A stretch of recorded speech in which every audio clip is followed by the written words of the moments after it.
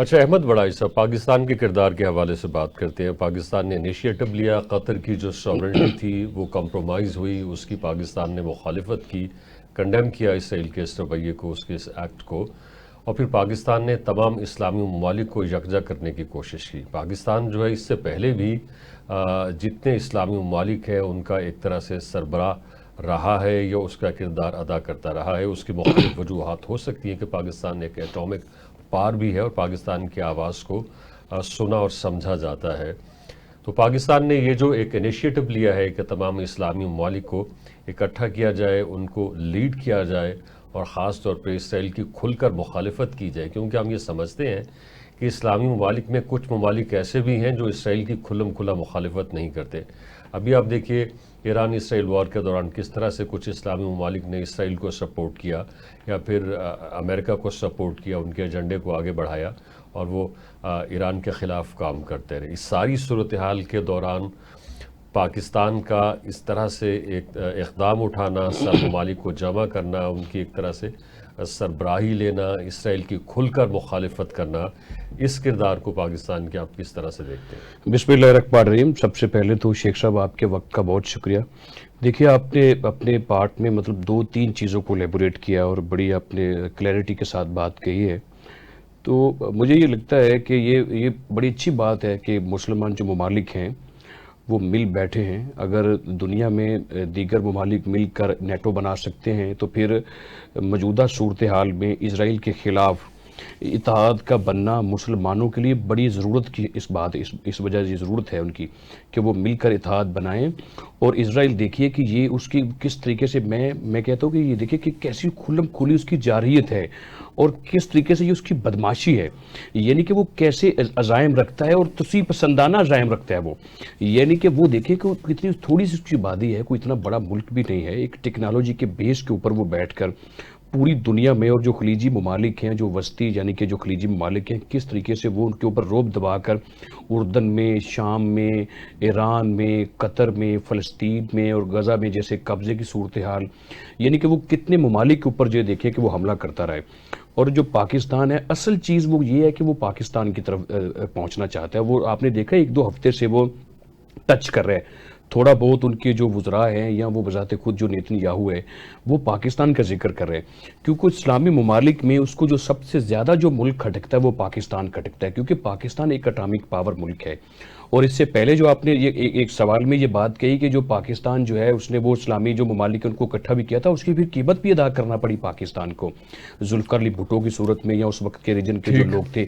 یعنی کہ سر یہ بات یہ ہے کہ میں کہتا ہوں کہ یہ جو کل کا اعلامیہ یہ کوئی بہت بڑا سخت اعلامیہ نہیں ہے، یا جو ہمارے جو اسلامی ممالک کے لوگوں نے باتیں کی ہیں یہ بہت کچھ سخت باتیں نہیں ہوئی، یہ روٹین کی جیسے باتیں ہوئی ہیں۔ سخت موقف لینا ہوگا، ٹھوس موقف لینا ہوگا۔ 65,000 لوگ شہید ہو چکے، 20,000 بچے جا سکے شہید ہو چکے، اور دیکھیے بنیادی سہولیات ہی ان کے پاس، یعنی کہ انسانوں کی تباہی کا جو سب سے بڑا اس وقت خطہ ہے ان 2 سالوں میں وہ شیخ صاحب فلسطین اور غزہ ہے۔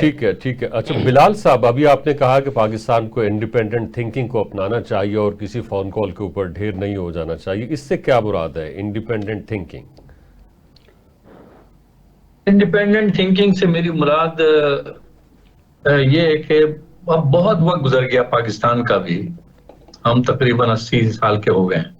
اگر ہم اسی طرح بیہیو کریں جس طرح ہم ابتدائی دنوں میں آزادی ملک کی آزادی کے بات کر رہے تھے تو میرا نہیں خیال ہے کہ اب درست ہوگا۔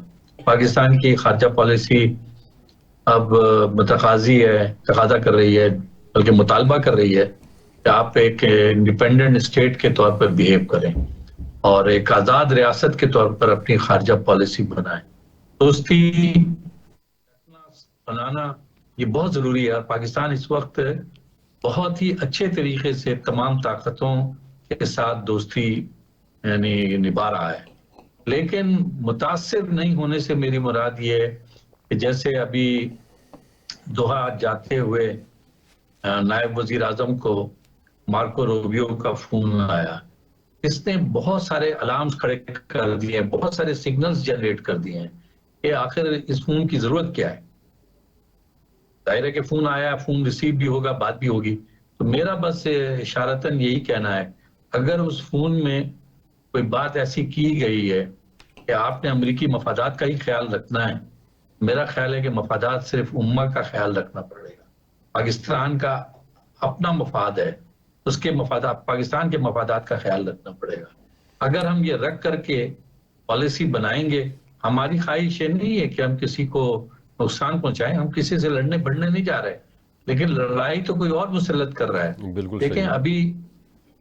ابھی آپ دیکھیں کہ قطر پہ حملہ ہوا، امریکی وزیر خارجہ مارکو روبیو، یہ کہاں سے اپنے دورے کا آغاز انہوں نے کیا؟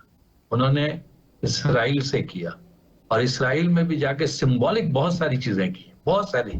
ایک سمبولک چیز یہ کی کہ نیتن یاہو کے ساتھ وہ دیوار گریہ میں جا کے کھڑے ہوئے اور وہی مذہبی رسومات ادا کی جو زائنسٹ یا یہودی کرتے ہیں.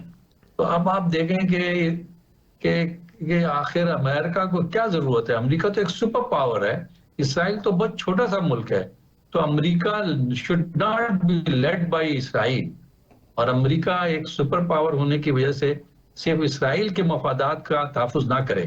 مسلم امہ اس سے کہیں بڑی ہے، دنیا کی اکنامکس میں اس کا پارٹ جو ہے مسلم امہ کا تقریباً 25-26% ہے. تو اکانومی بھی مسلم امہ کی بڑی ہے.